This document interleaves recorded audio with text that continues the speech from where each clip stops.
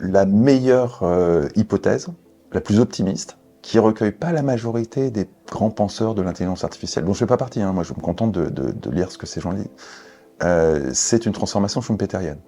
Transformation radicale du travail des entreprises, un peu l'équivalent d'une super transformation numérique. Certes, perte d'emploi, mais gain de productivité, grosso modo, c'est vraiment très optimiste. L'extrême inverse, c'est Terminator. Skynet, Terminator. Et effectivement, il y a pas mal de gens tout à fait rationnels et sensés qui se disent c'est pas impossible. Le blackout qu'on a eu en Espagne, typiquement, c'est causé par un réseau de distribution d'énergie qui date de Mathusalem, qui est prévu pour des sources de production énergétique qui sont très centralisées, les centrales, et qui produisent de l'énergie en courant alternatif. Et par une politique pro-écolo qui fait fi de toute réalité scientifique, on a introduit dans ce même réseau électrique des sources qui sont pas continues, le solaire, l'éolien, et qui produisent de l'alimentation énergétique continue. Et donc on a complètement déstabilisé le réseau, ce qui fait qu'au moindre pépin, paf, ça saute.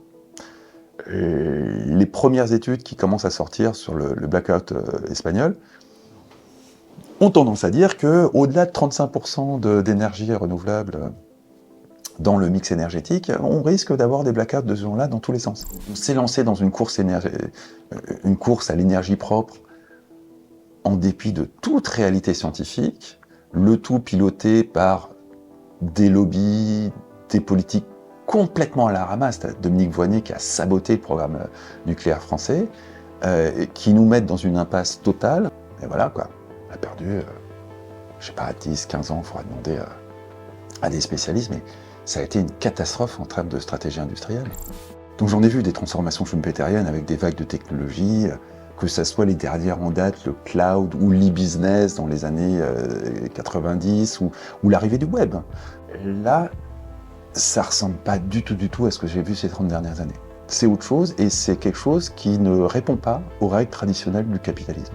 L'équation de base du capitalisme est en train d'être foutue en l'air. Qu'est-ce que ça va donner ? Aucune idée. Mais ça ressemble pas à une transformation schumpeterienne. Ça ressemble à quelque chose d'infiniment plus violent que ça.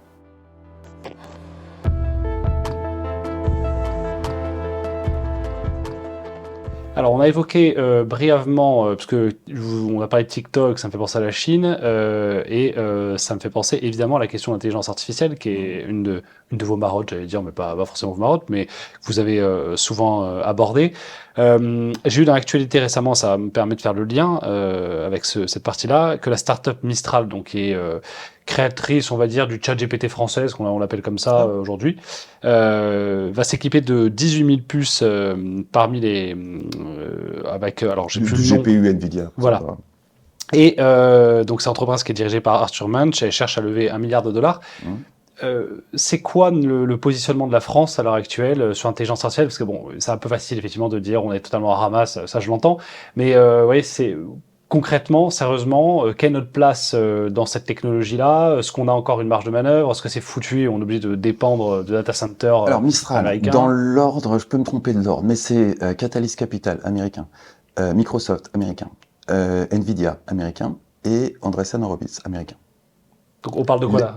On parle d'une boîte qu'on prétend être française. Oui, ok. Donc les investisseurs derrière, ok. Oui, c'est américain. Donc effectivement, c'est dirigé par un Français, brillant. Arthur Munch, du coup. Mais alors je n'ai aucune idée de qu'est-ce qui lui reste au capital, mais toujours est-il que l'actionnariat est américain. Il y a une part de l'État français, je crois, dedans, il me semble. Oui, la BPI a quelques miettes, mais quand on lève 1 milliard, la BPI, ils n'ont pas les moyens. C'est pas... On n'a pas les moyens d'investir ces sommes-là. Mais est-ce que c'est toujours dans ce domaine-là le plus gros montant qui fait la meilleure technologie? On a vu par exemple avec DeepSeek, donc le modèle chinois, où apparemment il y a eu beaucoup moins d'investissement, beaucoup moins d'énergie. D'ailleurs, on va venir sur ce sujet. Ça a été un peu exact. Mais oui. Et les Chinois ont trouvé une façon d'être plus efficients d'un point de vue énergétique, mais de toute façon, l'intelligence artificielle, il y a une réalité très con qui est que il faut de la puissance de calcul. Et ça, cette réalité, elle repose sur deux choses. L'accès à ces fameux GPU, NVIDIA, qui a un quasi-monopole, et de l'énergie. Et donc, l'équation économique, in fine, c'est de l'énergie. L'OPEX, le prix de la facture à la fin du mois du data center, surtout pour des data centers spécialisés en intelligence artificielle, c'est essentiellement de l'énergie. Et donc, qui gagne à la fin? Soit des gens qui ont un énorme carnet de chèques, soit des gens qui ont un carnet de chèques plus modeste, mais accès à de l'énergie pas chère. Nous, on a accès à de l'énergie qui est pas la moins chère du monde, hein, loin de là, mais qui est stable.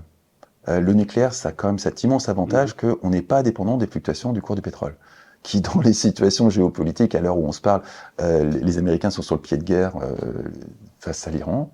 C'est clair que si votre ressource en intelligence artificielle est dépendante du contexte géopolitique, par les temps qui courent, c'est chaud. Au moins, on a le nucléaire. Donc, on a cette capacité à pouvoir anticiper de façon assez rationnelle l'évolution du prix de l'énergie. Si on ne fait pas trop de conneries, si on arrête de faire des conneries. Ce qui est un atout de taille par rapport à nos voisins européens. Mais on reste, il suffit de traverser l'Atlantique, vous allez de l'autre côté de la Méditerranée, vous trouvez des pays dans lesquels l'énergie est 15 fois moins chère qu'en France. Et c'est à 1 milliseconde. Donc c'est pas un atout si phénoménal que ça. Pour le reste, les grands investissements dont on parlait sur Mistral, ils vont servir à construire des data centers, c'est à grosso modo des entrepôts frigorifiques dans lesquels on va foutre ces fameux GPU qui vont consommer de l'énergie. Et donc ça va passer chez Nvidia et chez EDF. On va voir ce que ça va donner.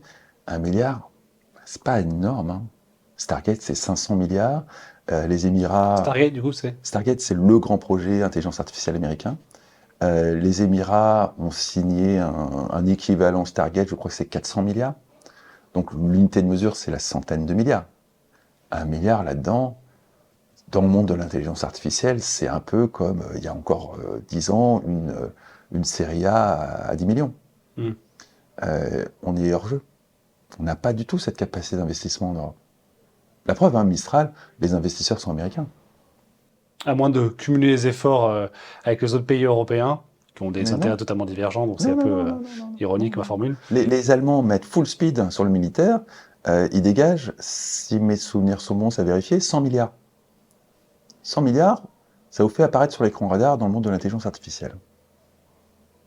On n'a pas les moyens. On n'a absolument pas les moyens. On est endetté jusqu'au cou, notre capacité d'endettement à nous Français est très limitée, les Allemands ont encore une capacité d'endettement, mais ils vont le consacrer à un effort militaire, qui va, ceci dit, passer beaucoup par l'IA. Donc aujourd'hui, qu'est-ce qui a investi des dizaines ou des centaines de milliards dans l'IA? En France, les Saoudiens. Ils ne sont pas français jusqu'à nouvel ordre. Donc on a des numéros de claquettes de nos politiques qui tentent de nous faire croire que tout ça c'est français, que tout ça, ça va générer de l'emploi, mais pas du tout. Pas un instant. Alors, construire un data center, ouais, ça fait un peu d'emploi, mais pour la construction, ouais, un peu d'emploi, qui est pas être méchant, mais c'est plus de l'ordre du BTP que de la technologie. Ensuite, on va acheter des processeurs à Nvidia, c'est américain, et ensuite, on va acheter de l'énergie à EDF. Ça génère un peu d'emploi. Mais c'est pas... Alors, c'est une limite physique ou c'est une limite politique? Je veux dire par là que est-ce que ça peut se résoudre politiquement s'il y a une ambition qui est derrière un projet? Pas avec les politiques actuelles, non. D'accord, donc c'est... ok. Non, mais pas avec la situation financière du pays, de toute façon. Donc ça... On n'est pas dans une situation où on peut sortir vainqueur de l'histoire. On est dans une situation où Mistral finira par être acheté par des Américains. Facebook, un jour, va faire un gros chèque. Si Arthur Mensch est hyper patriotique, il va garder part du capital. S'il est malin, il gardera le contrôle de sa société. Ou en tout cas, il restera à sa tête. Mais dès à présent, l'actionnariat est américain. Donc c'est plié. Donc tous les espoirs, notamment, alors c'est peut-être pas exactement le même sujet, mais d'un cloud européen ou d'un cloud français. C'est foutage de gueule. C'est vraiment un foutage de gueule intersidéral, le cloud souverain. On a fait la blague il y a 10 ans en déversant des centaines de millions, ce qui à l'époque était une grosse somme, sur SFR et Orange pour qu'ils nous fassent du cloud souverain. Ça a vraiment été en pure perte. C'était Numergy et CloudWatt. Pure perte. Vraiment. Totale perte. Et puis là, on a refait la blague en appelant ça cloud souverain, puis ensuite on a dit non, mais ça va être un cloud de confiance. Et on a tous les grands clouders français, à quelques exceptions près, comme OVH ou Clever Cloud, qui en fait sont devenus des franchisés de Amazon, de Google, de j'oublie le troisième, de Microsoft, et quand vous allez prendre du cloud chez Orange, en pratique, c'est Orange, je crois que c'est Google ou Microsoft, je ne sais plus, mais derrière Orange, Thales, toutes les grandes marques françaises, vous avez en réalité des Américains. Donc c'est du foutage de gueule, pur et simple. Ça faisait très bien la blague jusqu'à Trump. Et puis après Trump, à un moment, il faut regarder les choses en face. Parce qu'on en est loin, hein. Mais la réalité, c'est que toutes ces belles marques françaises de technologie sont des franchisés McDonald's américains. D'accord. On a perdu la souveraineté sur les infrastructures. Le cloud, tel qu'on l'entend là, c'est vraiment des problématiques d'infrastructure. Elles sont américaines. Le CAC 40 est construit sur de l'infrastructure américaine. Quand Renault utilise Google pour l'intelligence artificielle de ses bagnoles, le transfert de valeur, il va chez Google. La valorisation de Tesla, c'est pas pour leur bagnole. C'est pour le fait qu'ils ont mis au point une intelligence artificielle qui est capable de conduire. Et c'est ça, l'avenir de l'automobile. C'est la conduite autonome. C'est pas le fait de capable de construire un truc avec des roues. Ça n'a pas vraiment de valeur. Ça, on pourra toujours le construire aussi bien chez Renault, chez Citroën, que chez des Chinois, peu importe. Ce qui créera vraiment de valeur, c'est la capacité de se passer d'un conducteur. Parce que ça vous allez transformer radicalement toute l'industrie des transports, aussi bien individuelle que collectif, toute la chaîne logistique de transport des marchandises, parce que vous aurez la maîtrise de ces technologies.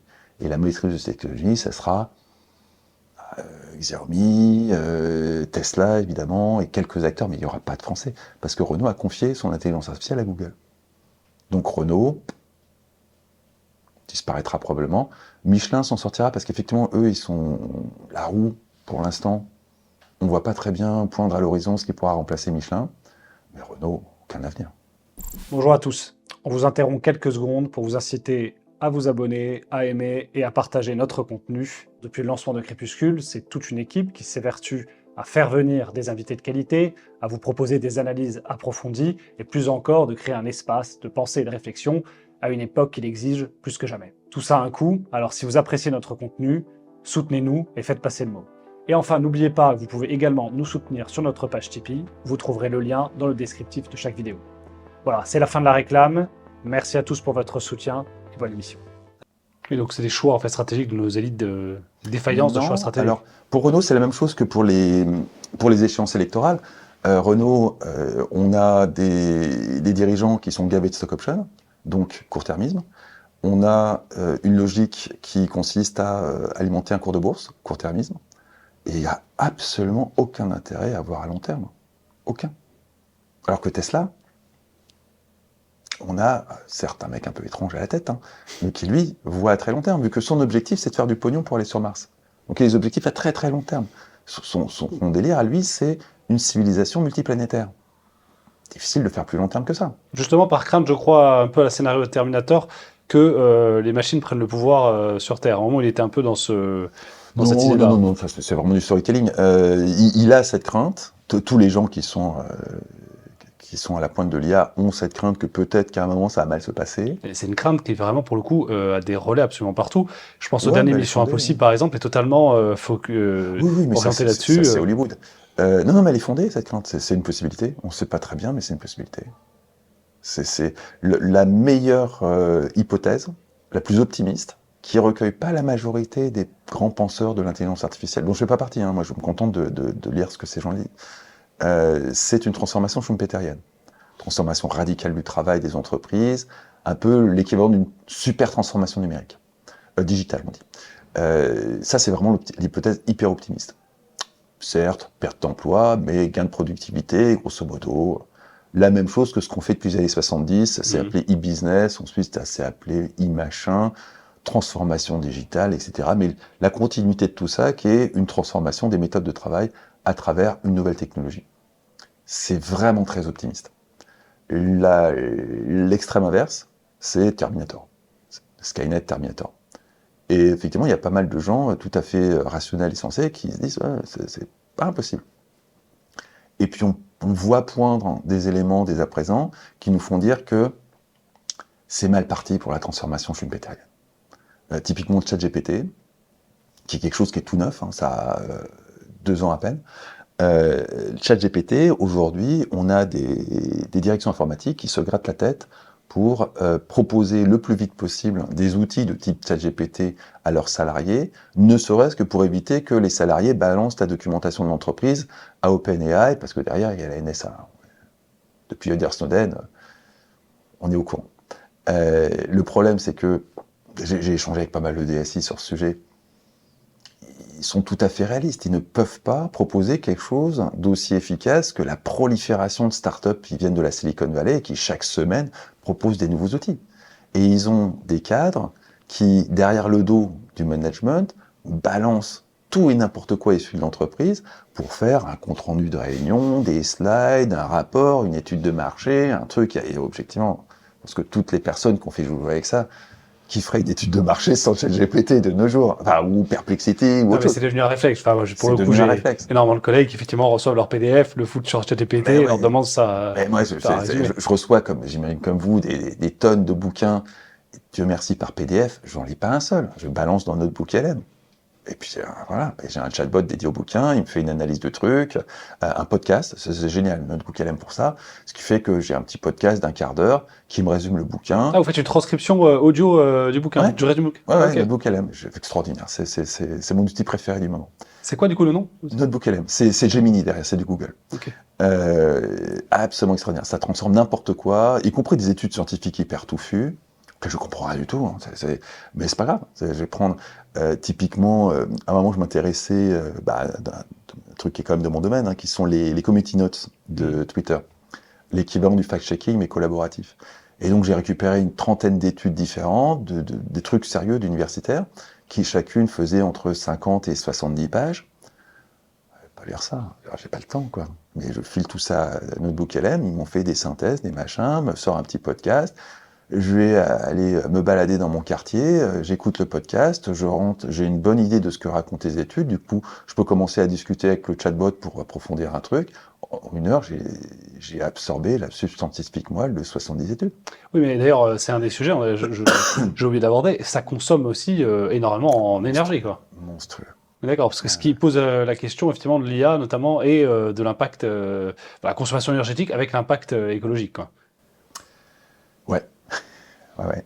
D'ailleurs, vous serez d'ailleurs là-dessus, je pense, en accord avec Zubabier, qui a écrit un bouquin là-dessus où il est plutôt optimiste sur les gains, les gains en énergie et les optimisations en énergie de l'utilisation de l'intelligence artificielle. L'intelligence artificielle, oui. L'intelligence tout court, non.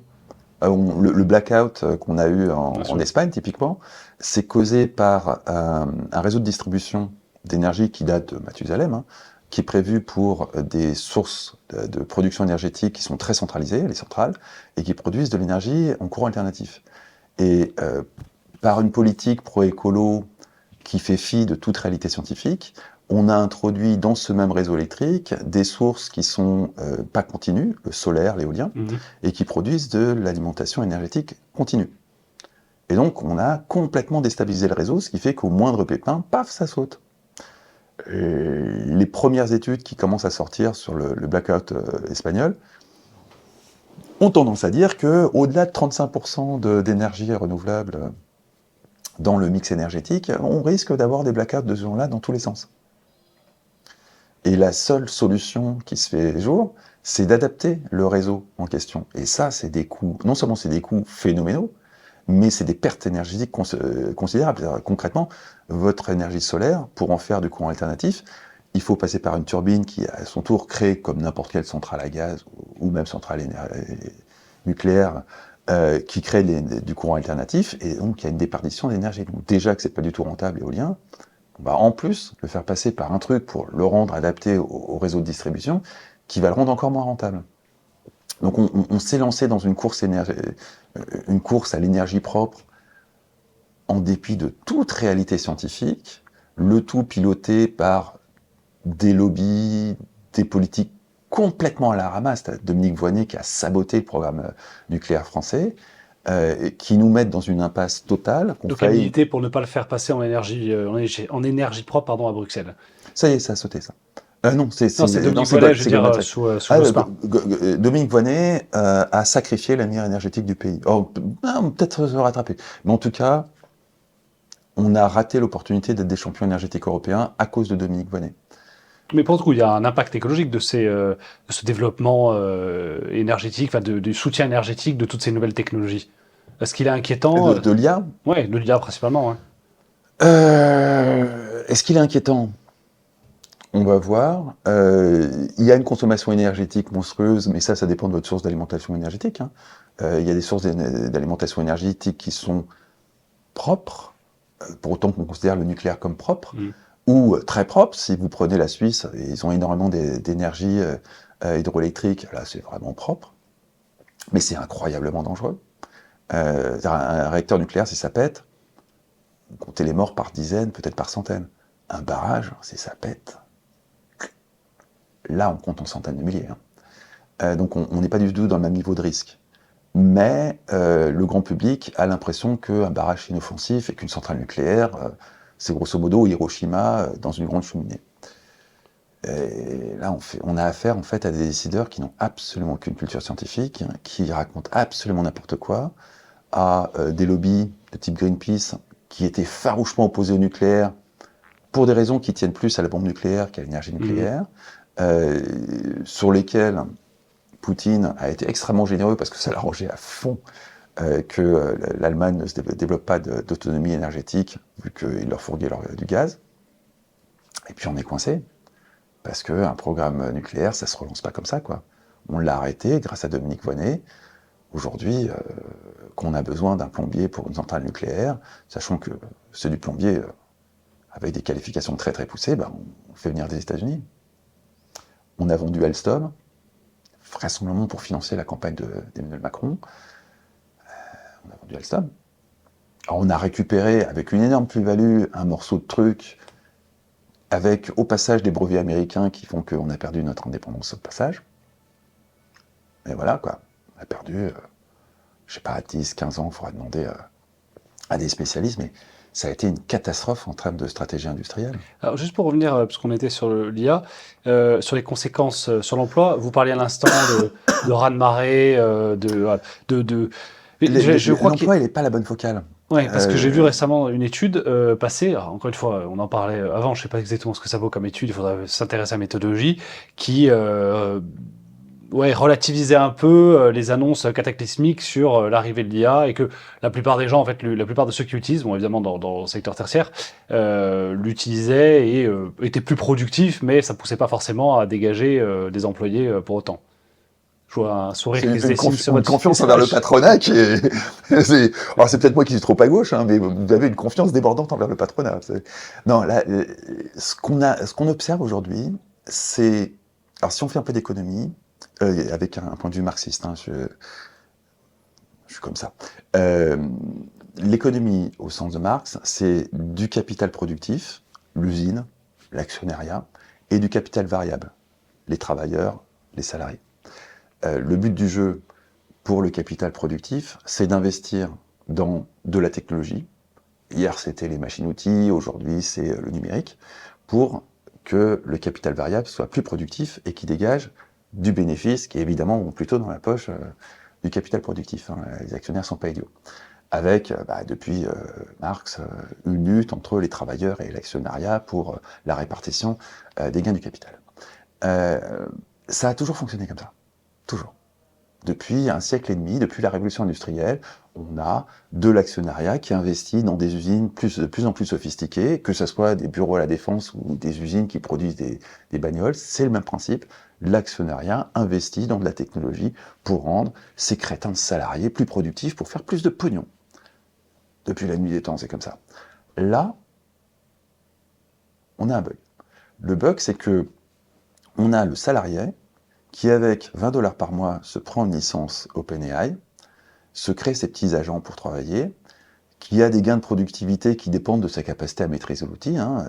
Dans le développement informatique, ça va de 100% de gains de productivité à... j'ai des potes qui sont à 400-500%.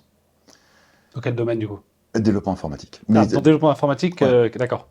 Okay. Mais c'est la même chose si vous faites des slides, des études de marché, machin, selon que vous maîtrisez bien l'outil ou pas, vous allez avoir 30% de gain de productivité ou 500% de gain de productivité. Ça dépend du talent de chacun à vraiment maîtriser l'outil, et puis ça dépend aussi de ce que fait tout un chacun. Il y a des secteurs dans lesquels les gains de productivité sont spectaculaires, d'autres moins. Dans le droit, les métiers du droit, il y a des gains de productivité absolument incroyables. Il y a d'autres secteurs dans lesquels ils sont moins phénoménaux, mais grosso modo, il y a des gains de productivité absolument incroyables. Mais ils sont du côté du capital variable, pas du capital productif. Donc on a une disruption profonde de la force obscure qu'est le capitalisme. Parce que pour la première fois dans l'histoire du capitalisme, c'est le capital variable qui, en autonomie, avec ses propres ressources, sans avoir besoin des ressources du capital productif, augmente sa productivité. Donc on ne sait pas très bien ce qui va se passer, mais d'un point de vue rationnel, dans la mesure où le capital variable, les salariés sont aussi intéressés par faire plus de pognon dans leur poche à eux et pas dans la poche du patron, la logique voudrait que, typiquement, les SS2I, qui sont des marchands de viande, hein, on vend du développeur informatique à des boîtes qui ont besoin, dans leurs équipes internes, d'avoir des développeurs, mais qui n'ont pas envie d'avoir des salariés. Logiquement, le mec qui a multiplié par 5 sa productivité, soit il va voir le patron et il dit on multiplie mon salaire par 5, soit à quoi le patron va, soit s'il est honnête, il dit Coco, tu connais le concept de charge dans le système français, c'est pas possible. Soit il va y avoir un gros pépin que le MEDEF va devoir gérer à un moment ou à un autre sur comment est-ce qu'on répartit ces gains de productivité, parce qu'ils sont au niveau du salarié et ils ne sont pas liés à un outil que lui apporte le capital productif. Donc la négociation sur la répartition des gains de productivité, ça va être quelque chose de totalement inédit. Pour l'instant, on est dans le flou. Ça fait 2 ans que ça débarque. Le management ne comprend pas très bien ce qui se passe. Le upper management fout la pression sur sa direction informatique pour que on développe des outils pour qu'on retombe sur cette bonne vieille équation où les actionnaires investissaient du pognon dans des technologies et que tout d'un coup, ça se traduisait en productivité. Mais c'est pas ce qui se passe du tout. Du tout. Ce qu'on voit aujourd'hui, c'est les salariés qui, en indépendance, augmentent leur productivité, dégagent du coup du temps, parce que la productivité de l'entreprise, elle n'a pas évolué de façon significative, hein, mais ils dégagent du temps pour s'auto-former, pour augmenter encore plus leur productivité, ou tout simplement, ils dégagent du temps pour transformer discrètement leur télétravail en RTT.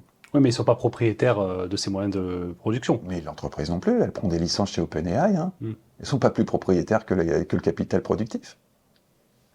C'est OpenAI qui est propriétaire. Et Nvidia. Donc non, l'équation de base du capitalisme est en train d'être foutue en l'air. Qu'est-ce que ça va donner? Aucune idée. Mais ça ressemble pas à une transformation schumpeterienne. Ça ressemble à quelque chose d'infiniment plus violent que ça. Donc pas de destruction-création en perspective. J'ai pas l'impression que ça se passe ça. Ça y ressemble pas. Moi, ça fait 30... oh la vache. Plus de 30 ans que je suis dans la tech, donc j'en ai vu des transformations schumpeteriennes avec des vagues de technologie, que ça soit les dernières en date, le cloud ou l'e-business dans les années 90 ou l'arrivée du web. Tout ça, c'est des transformations schumpeteriennes où du fait de l'arrivée du web, on a transformé les trucs, et puis ensuite, il y a eu le cloud, et puis ensuite, il y a eu ça, et puis ensuite, il y a... Là, ça ressemble pas du tout à ce que j'ai vu ces 30 dernières années. C'est autre chose, et c'est quelque chose qui ne répond pas aux règles traditionnelles du capitalisme. Et alors, ce qui n'est pas le plus, parce qu'effectivement, on gagne en productivité avec ces outils-là. On a fait venir un moment Olivier Ray où on a parlé justement en gros, on va dire des méfaits de la technologie. C'est vraiment, pour résumer l'entretien, qui était beaucoup plus dense que ça. Et on a beaucoup parlé de l'aliénation en fait qu'entraînent ces outils-là. C'est-à-dire qu'on est on a l'impression on est de plus en plus productif, mais on est de moins en moins autonome. C'est-à-dire qu'effectivement, on sous-traite absolument de tout, et je veux dire, par exemple, typiquement, moi je sais qu'il m'arrive d'utiliser ChatGPT notamment pour rédiger des mails, parce que ça va très vite et il me corrige les fautes, évidemment, mais le fait est que mon cerveau ne s'habitue plus du tout à organiser, structurer un mail, et je veux dire, c'est sans doute alors c'est pas, comment dirais-je, c'est pas une qualité incroyable, une compétence folle de savoir écrire des mails, mais ça habitue mon cerveau à prendre à structurer un certain réseau. Moi, je me suis remis à écrire. J'avais arrêté d'écrire des articles en 2015. En 2015, j'ai eu un petit passage de ma vie où j'ai fait du journalisme. En 2015, on a publié les résultats d'une investigation qu'on faisait depuis des années sur l'installation qui a commencé sous Nicolas Sarkozy, de système d'écoute de masse sur le réseau Internet français. Vraiment, on s'imaginait décrocher le Pulitzer. C'est une grosse révélation, une violation flagrante des règles les plus basiques de la démocratie. On était en plus en partenariat avec Mediapart pour publier le truc. Vraiment, on se disait, ouais, Pulitzer, que dalle. Pas la moindre reprise, que dalle. Ça m'a calmé du journalisme, j'ai arrêté d'écrire. Et je me suis remis à écrire récemment des chroniques, comme au temps du World Wide Web, où j'étais le directeur de publication d'un gros blog techno qui était très très populaire. Parce que justement, je suis comme tout le monde, hein, c'est ChatGPT qui écrit. Donc au bout d'un moment, je me dis, ouais, c'est quand même, il faut que je garde un pied dans cette capacité à écrire et à prendre du plaisir à écrire. Parce que l'essentiel de ce que j'écris, c'est ChatGPT. Donc j'ai commencé à écrire un bouquin avec un pote, j'écris régulièrement une chronique dans un canard suisse, pour justement garder un contact avec ça. Mais fondamentalement, c'est à peu près l'équivalent. J'ai un pote qui a des chevaux. Ouais, on peut se déplacer avec un cheval, ouais. Mais tu fais ça, tout le monde a une bagnole. Mais t'es pas en autonomie quand tu te déplaces. J'ai un outil qui s'appelle une automobile, qui est répandu depuis maintenant plus d'un siècle, et serait bien incapable de faire Paris-Marseille autrement qu'en automobile, ou en train, ou sans l'aide d'une technologie qui vous dépasse totalement, que vous serez incapable de construire vous-même. On en arrive avec l'écriture. C'est profondément angoissant pour tout un tas de professions dans notre genre qui s'imaginaient avoir une supériorité sur les autres du fait que, ouais, on sait écrire, on sait parler, ouais, ça... En fait, non. Le plus traumatisant, c'est Claude. Dans toute la panoplie d'intelligence artificielle, il y en a une qui s'appelle Claude. Et Claude a cette fonction qui est que vous pouvez lui donner un corpus sur lequel s'appuyer pour un style. Et donc des gens qui écrivent régulièrement et qui... J'ai aucun talent littéraire, mais malgré tout, j'ai tellement écrit d'articles qu'au bout d'un moment, il y a un style. C'est le mien. Pas extraordinaire, mais c'est le mien. Et quand je lis des articles que j'ai écrits il y a 15 ans, ouais, je reconnais mon style. Encore une fois, j'ai très vite renoncé à écrire des livres. Les bouquins que j'ai écrits, c'est des bouquins de journaliste. Il n'y a pas de prétention littéraire. Mais malgré tout, on reconnaît que c'est moi qui l'ai écrit. Et j'ai fait l'expérience, sur la suggestion d'un ami, de filer des articles que j'avais écrits à Claude comme référence et lui demander d'écrire un truc. Et ça a écrit comme moi. C'est profondément angoissant. Vraiment, profondément angoissant. Après, là, je suis en train de monter une boîte avec des amis. Mon directeur financier, c'est un agent de ChatGPT. Mon directeur technique, c'est un agent de ChatGPT. Ah, vous les personnalisez quasiment. Bah oui, c'est l'intérêt d'avoir la version premium de ChatGPT, c'est que vous avez des agents. Donc vous avez un agent juridique, un agent directeur financier.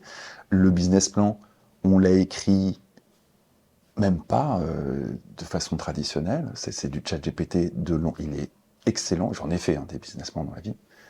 Il est excellent, absolument excellent. Et il est passé 3 fois par ChatGPT. Une première fois, voilà, tu es un investisseur, dis-moi ce que tu penses de ça et donne-moi des corrections. Ok. Voilà, tu es un banquier, dis-moi ce que tu penses de ça, donne-moi des corrections. Ah oui, c'est pas les mêmes. Voilà, tu es un partenaire, dis-moi ce que tu penses de ce truc, donne-moi des corrections. Ah oui, c'est pas con. Effectivement, c'est de très loin le meilleur slide deck que j'ai écrit de ma vie, si ce n'est que c'est pas moi qui l'ai écrit. Aujourd'hui, qu'est-ce que je fais dans les slide decks? De l'illustration. Et c'est profondément angoissant, parce que moi je suis un type qui, quand il fait des slides, réfléchit en même temps qu'il fait ses slides. Donc il va passer des heures et des heures à faire une quinzaine de slides sur un slide deck, parce que fondamentalement, mon processus, comme j'en fais ça depuis des dizaines d'années, mon processus intellectuel est complètement mêlé à l'outil qui est PowerPoint, qui est un outil, par rapport à ChatGPT, c'est Moyen-Âge. Mais je suis tellement matrixé par ces outils-là que ma façon de réfléchir à la présentation d'un projet est intrinsèquement liée à ces outils. Et donc j'utilise ces outils, j'utilise beaucoup Photoshop, parce que j'aime bien cet outil, et donc je réfléchis à des trucs tout en bricolant des machins sous Photoshop ou Illustrator. Parce que je maîtrise ces outils et que ça me sert à extérioriser finalement une partie de mon processus intellectuel de réflexion. Word, j'utilise le mode plan. Et effectivement, on n'écrit pas de la même façon quand on utilise le mode plan Word, parce que on met des bouts de pensée, puis on les réagence, et puis ça n'a rien à voir avec la génération précédente qui écrivait sur du papier avec un stylo. Ben, on est passé à ChatGPT. Et les mecs comme vous et moi qui écrivons, qui en avons fait une partie de notre profession et qui en tirons du plaisir, c'est pas grave, ça pique. Alors, d'ailleurs, on s'achemine vers la fin de notre entretien. Est-ce que vous êtes plutôt, en même temps, question à la con, parce que vous y avez déjà Si répondu. c'est pour est-ce que vous êtes optimiste, la Exactement. réponse va être non. Exactement, vous m'avez devancé, voilà, c'était ça un peu l'idée. Sur l'IA, Non, même en général sur la question de la technologie, mais l'IA, évidemment, en elle est particulier. centrale.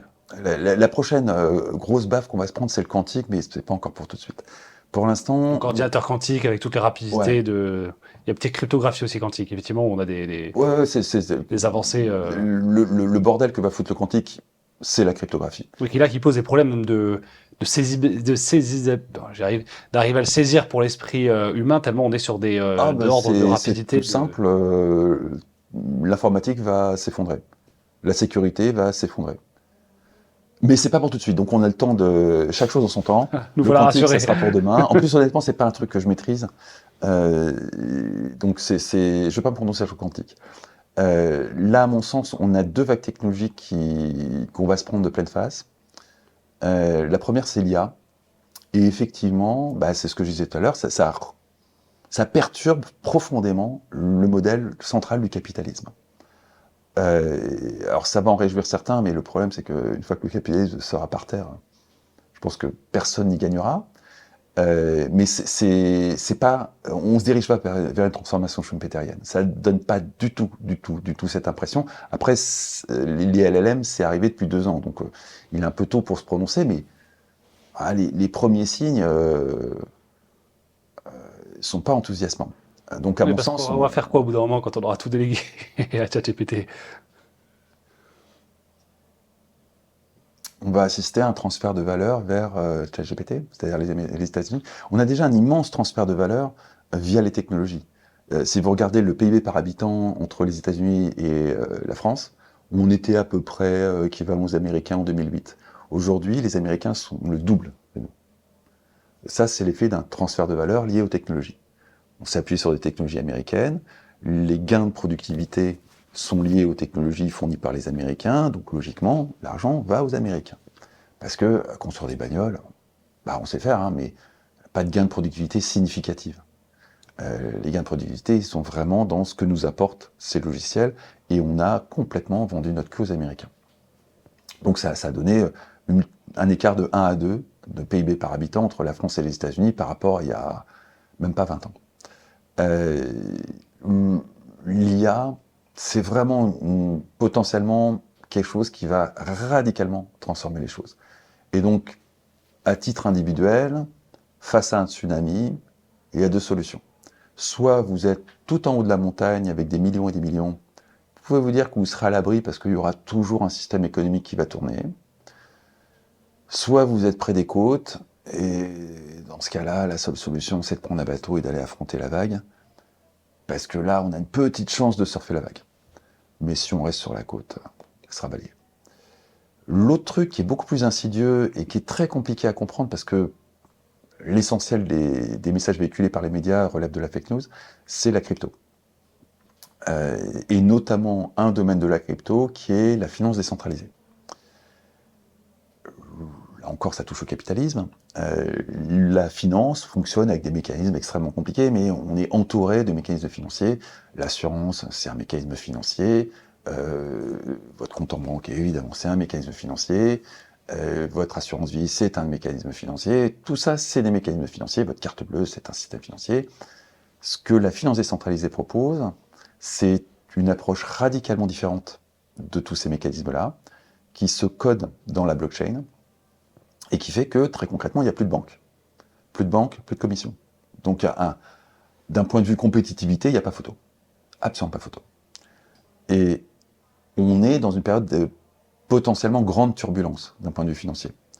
Les Chinois ont une monnaie qui est structurellement dévaluée, les Américains s'acheminent gentiment vers une dévaluation du dollar qui va leur permettre de régler une partie de leur dette, les Européens vont se retrouver comme des cons avec un euro surévalué, qu'il va bien falloir dévaluer à un moment, ce qui va provoquer une hyperinflation et une misère absolue sur le continent européen. Ça va peut-être pas forcément se passer comme ça, mais il va y avoir une grosse perturbation.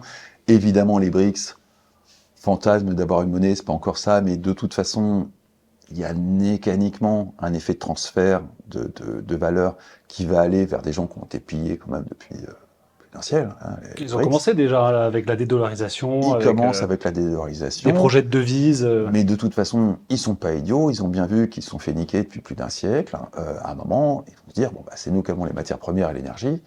Il n'y a vraiment aucune raison que ce soit les Européens qui n'ont ni matières premières ni énergie de récupérer toute cette valeur, donc ça va être pour nous. On a des idées, quoi.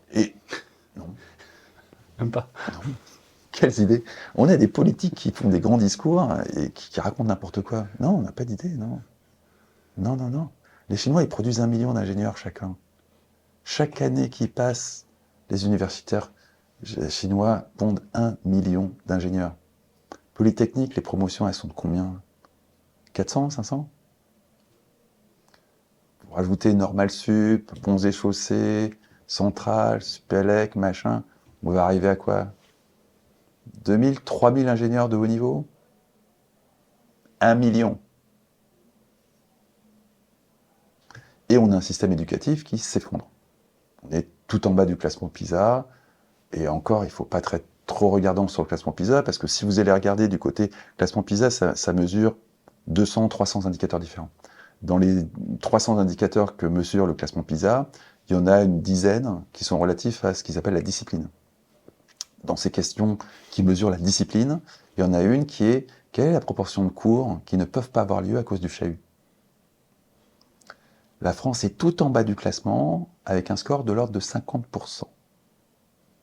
La moitié des cours en France ne peuvent pas avoir lieu à cause du chahut.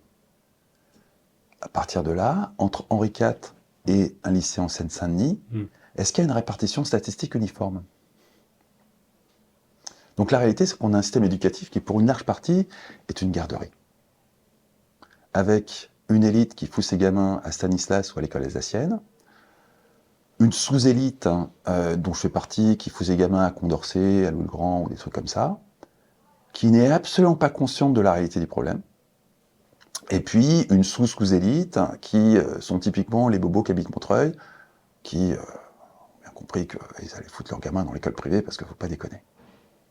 Et donc on détourne pudiquement le regard sur une réalité qui est catastrophique, irrattrapable, et qui fait que c'est bien gentil, tous ces gamins qui sont élevés dans des garderies à défaut d'éducation nationale, c'est pas ça qui va payer nos retraites.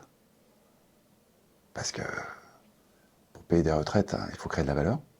Pour créer de la valeur, il faut être capable de, dans une société du savoir, de prendre des savoirs, de les transformer pour créer une plus-value. Et pour ça, il faut passer par un système éducatif. Et il a disparu. Et on s'abrite comme des cons derrière des grandes écoles qui tiennent encore la route. Hein. Mais ça représente rien, les grandes écoles. C'est la partie émergée de l'iceberg. Le reste, ça a disparu. Alors, dernière question qu'on pose à tous nos invités. Qu'est-ce qui vaut, selon vous, la peine de se battre ou d'être défendu?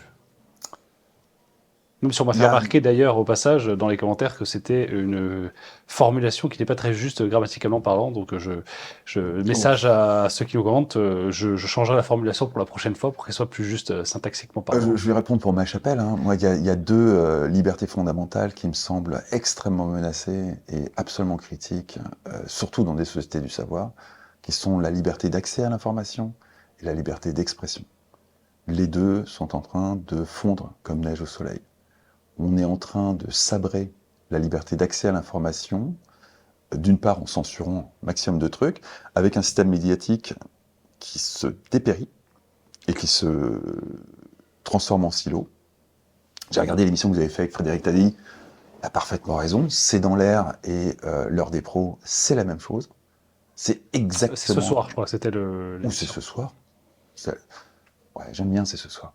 Mais c'est ce soir à l'heure des pros, oui, c'est la même chose. C'est ce soir, c'est plus agréable pour vous et moi parce que c'est sur une télo. Mais fondamentalement, alors j'ai participé une seule fois à l'heure des pros et 3 ou 4 fois à C'est ce soir. mais c'est ce soir, c'est 380 000 en audience. Ça s'adresse à un public de gens qui, de toute façon, habitent entre le 6e et le 11e arrondissement, pour être un peu caricatural. L'heure des pros, c'est 850, 900 000. C'est colossal l'audience de l'heure des pros. Hein, L'heure des pros et CNews, d'une façon générale, c'est absolument colossal. Et fondamentalement, typiquement, quelqu'un comme moi qui parle essentiellement de, effectivement, les libertés numériques, pour faire simple, j'ai plus intérêt à aller dans l'heure des pros que dans C'est ce soir. Hein. Sur C'est ce soir, effectivement, ça donne lieu à des moments de télévision rigolos parce que je maîtrise bien le jeu. Donc, je me clash avec Thierry Breton, ça donne des épisodes très rigolos. Et puis, ça donnait un truc très amusant. La dernière fois que je suis passé dans C'est ce soir, alors j'ai fait 2 C'est ce soir quasiment coup sur coup. La première fois, gros clash avec Thierry Breton sur le DSA, outil de censure. Thierry Breton qui disait non, la liberté d'expression, c'est... Alors que hors plateau, il faut savoir qu'il est tout à fait conscient de ce qu'il fait. Hein. Beaucoup moins idiot qu'il en a l'air. Mais en plateau, il vous affirme péremptoirement que la liberté d'expression, c'est sacré. La réalité, c'est que le DSA, c'est une censure par DSA, l'État. peut-être on peut préciser. Le Digital Service Act, c'est une censure par l'État de la parole du citoyen. Pour ça que ça révulse les Américains, à commencer par J.D. Vance. Hein. C'est une violation flagrante du premier amendement, et c'est pour ça que J.D. Vance nous fait la leçon à Munich. Hein. Parce que quand ils voient ça, ils se disent « mais c'est des malades, ils ne sont pas censés être en démocratie, ces sauvages ». Et que ça dérangeait pas les démocrates parce qu'eux-mêmes remettaient profondément en question le premier amendement, mais les républicains, ça les révulse. Et la toute dernière fois, j'ai refait mon cinéma sur la liberté d'expression, danger en France, tout ça. Ça a catastrophé tout le plateau parce que il y a quand même un consensus chez les journalistes et les intellectuels français pour brider la liberté d'expression en France. Hein. Ça fait quasiment l'unanimité, à part chez CNews, ça fait l'unanimité. Donc, parce que ce que vous évoquiez tout à l'heure, diplôme, donc mépris un petit peu pour... Non, parce qu'on a peur du peuple, parce que le peuple pense mal, parce que le peuple a pas les mêmes opinions que soi, et parce que tous ces gens... à commencer par moi, hein, moi je suis plutôt raccord avec ces gens-là d'un point de vue politique. Sauf sur l'antisémitisme, mais à part ça, je suis assez raccord avec ces gens-là. Bon, les journalistes sont antisémites? Ah oui, il y a une tolérance extrême à l'antisémitisme en France maintenant. Bon, sur Gaza-Palestine, ils ont été assez, comment dirais-je... Non, mais ils sont très propres sur eux. Ouais. Je parle pas de C'est ce soir, je parle grosso modo des intellectuels français dans l'absolu. Mais peu importe, on a une quasi-unanimité chez les intellectuels français pour qu'effectivement on fasse taire cette populace qui s'exprime sur les réseaux sociaux. Le DSA est pensé pour faire taire cette populace qui s'exprime sur les réseaux sociaux. Moi, je suis arc-bouté sur des valeurs que je défends depuis toujours, qui sont liberté d'expression, droit d'accès à l'information. Il est interdit d'interdire. Snowden, Assange, des trucs qui ont vraiment cristallisé ma pensée politique, et en vieillissant, je suis devenu conservateur, donc je suis resté comme ça. Et ça a donné, sur l'émission qui a suivi, qui est C'est Politique, qui est le même producteur, tout ça c'est la même maison de production qui est un proche d'Emmanuel Macron, ça a donné Clara Chiappaz, qui a fait un magnifique lapsus en expliquant que, oui, ils avaient des outils qui leur permettaient d'éliminer des plateformes les fausses opinions. Et là, j'ai eu Thomas Negaroff, avec qui j'avais discuté après l'émission, où je l'ai vu se décomposer face à Clara Chiappaz, et j'ai presque eu accès à sa pensée en se disant « mais putain, ce connard des Pellemont avait raison, en fait. Ils sont en train de censurer les opinions politiques, c'est con. » Et oui, c'est ça le DSA. La liberté d'expression est en train de crever en France. Il y a un de vos collègues podcasteurs, qui est d'ailleurs celui qui a introduit ce format de podcast, qui est Thinkerview. Il y a 2 mois, il est passé de 1 million de vues en moyenne par épisode à 100 000. DSA. Bon, alors ça, comment on sait que c'est pas ces spectateurs qui se sont un peu lassés Ouais, du jour au lendemain, avec une courbe qui... Parce qu'il y a des outils statistiques sur YouTube, j'imagine que vous y avez accès. Donc vous voyez votre courbe, paf. Non. Vous êtes dans la com, vous savez analyser les audiences. Non. Non, ça s'appelle du shadowban. Et on sait d'où ça vient, on sait qui l'a rodé. Alors typiquement, d'où ça vient, comment c'est... ça nous intéresse en plus. Des fameuses signaleurs de confiance. Qui sont, grosso modo, le DSA, c'est une loi anti-européenne euh, on aurait pu imaginer, dans les fantasmes des plus fervents partisans de l'Europe, dont j'ai fait partie très longtemps, qu'on ait des règles européennes sur ce qu'on peut dire, ce qu'on ne peut pas dire. Le DSA, c'est l'extrême inverse. On délègue, chacun dans son coin, à une autorité de contrôle. Chez nous, c'est l'ARCOM, les Polonais en ont une autre, les Hongrois la leur, les Italiens, chacun la sienne. Et l'autorité, l'État, dans chaque pays européen, va déléguer la capacité à repérer ce qui dérange à des signaleurs de confiance, des assos, des ONG, pendant très longtemps, jusqu'à il y a très peu de temps, jusqu'à ce que je fasse cette esclandre chez nos amis de ce soir, c'était confidentiel. On ne disait pas qui étaient les signaleurs de confiance. Là, vu le bordel que ça a généré, ils ont commencé à sortir la liste. Mais jusqu'ici, c'était clandestin. Et les signaleurs de confiance utilisent de l'algorithmie et de l'IA pour opérer les fausses opinions, comme dirait Clara Chiappaz, et les invisibiliser. On appelle ça du shadow ban. Et donc, les opposants politiques... C'est ce qui s'est passé aux États-Unis sous Biden, ce qu'a révélé Elon Musk avec les Twitter Files, ce qui a fait l'objet d'une grosse commission d'investigation du Sénat américain, d'un rapport du Sénat américain, des centaines d'heures d'auditions. Ah bon, il faut être des maniaques comme moi pour aimer les auditions parlementaires. Mais là encore, l'intelligence artificielle permet de digérer ça beaucoup plus facilement. Mais pour les auditions qui s'appellent la weaponization, il y a un très joli terme français qui a été inauguré par Asma Mala, qui est l'arsenalisation. C'est très joli.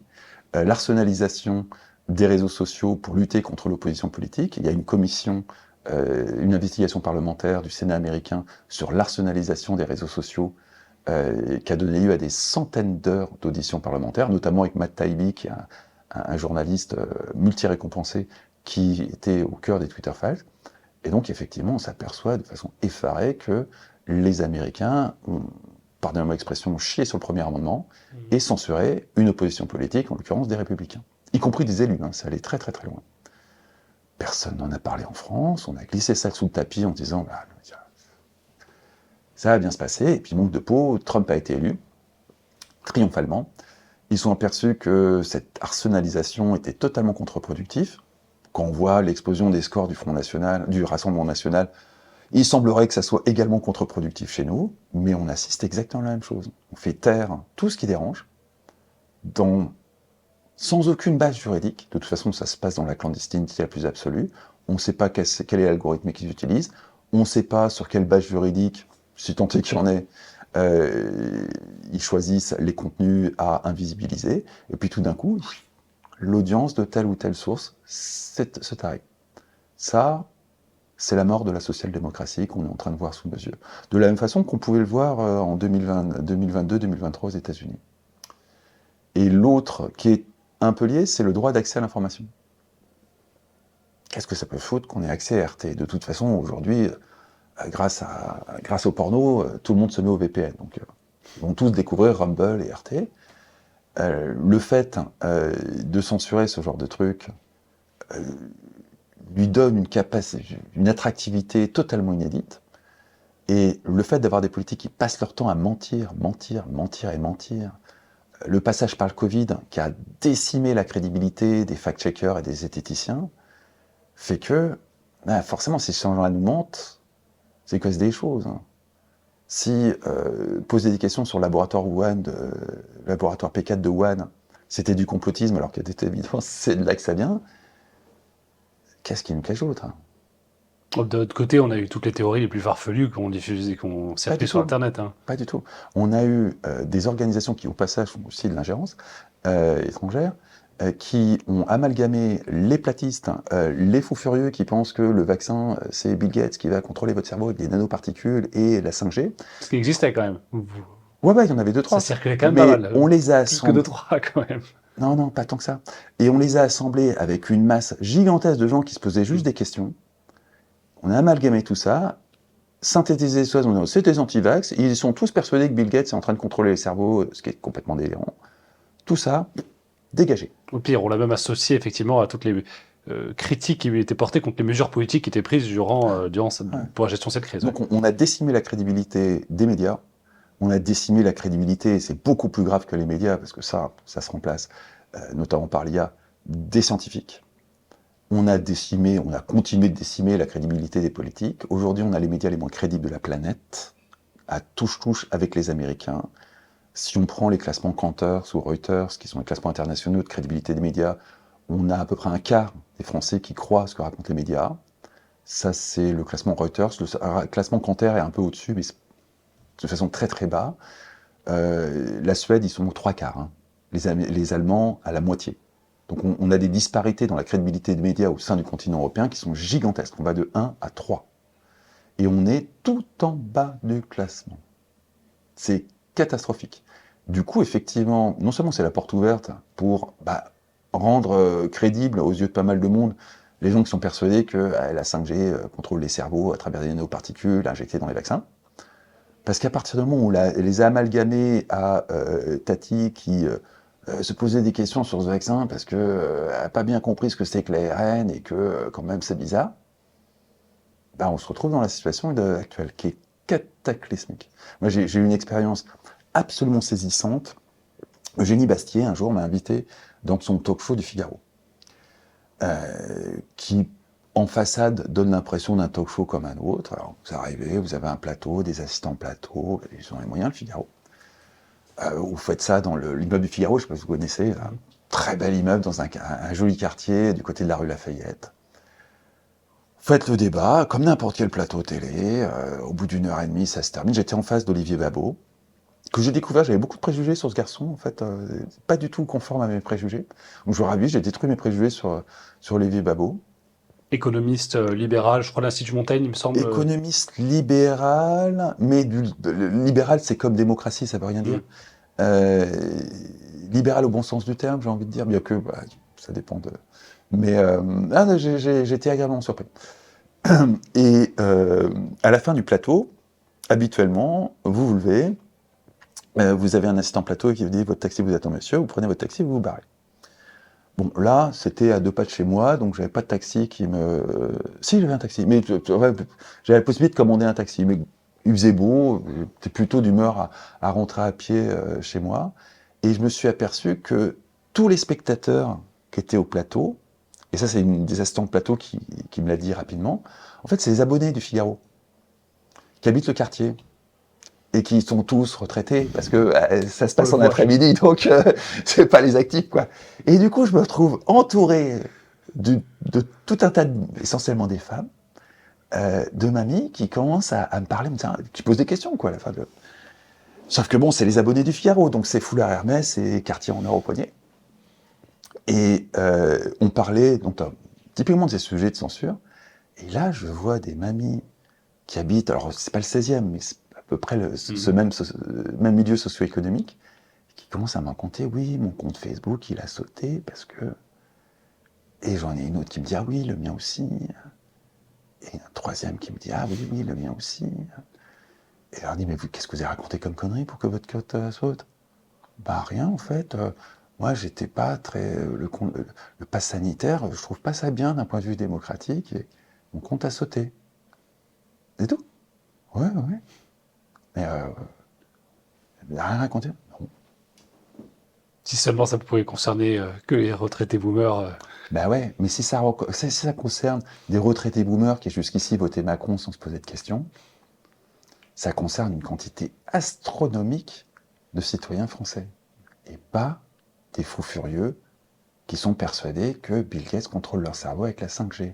Ça, c'est une opération de manipulation à large échelle, docilement relayée par des médias, qui font que on va prendre le plus extrémiste de la bande et ramasser tous les autres à ça. Et on va radicaliser tout ce monde-là. Et dans les plus extrémistes, on va en faire des monstres qui demain vont prendre des couteaux et égorger les fact-checkers. Donc on est déjà arrivé au moment où il est légal, il est légitime de taper sur un journaliste. Aujourd'hui, je ne sais pas si vous réalisez la folie, mais il y a 4 mois, les journalistes de Frontières se faisaient casser la gueule à l'Assemblée nationale par les députés LFI. RSF regardait ailleurs. Là, hier, c'est les journalistes de France Info qui se font taper dessus dans les manifs à République. La fenêtre d'Overton, elle est grande ouverte. Désormais, les journalistes sont des cibles, comme les juifs. on est rentré dans cette ère. Et vu la haine que génèrent les journalistes, qui sont assimilés aux censeurs et qui sont devenus, de façon plus ou moins consentante, des censeurs, l'avenir s'annonce très très sombre pour eux. Extrêmement sombre. Parce qu'aujourd'hui, je ne sais pas si vous avez vu cette séquence hallucinante sur France Info. Ah, j'ai pas vu, non. Vous avez une journaliste de France Info qui est vraiment pas ce qu'on peut qualifier de média de droite, hein, qui est avec son petit micro et qui est en train de discuter avec une fille qui est en plateau. Puis il y a une manifestation pour demander la libération de Rima Hassan, et qui est derrière elle à la place de la République et qui à un moment disparaît du cadre. Et vous avez la fille en plateau qui dit oui, et faites attention à vous. Et là, pareil, c'est comme Thomas Segarov face à Clara Chierpaz, on voit dans sa tête se dire merde, c'est pas que les fachos de frontières qui sont des cibles en fait. Désormais, on est des cibles aussi. Fallait réagir quand c'était les fachos de frontières. C'est trop tard maintenant.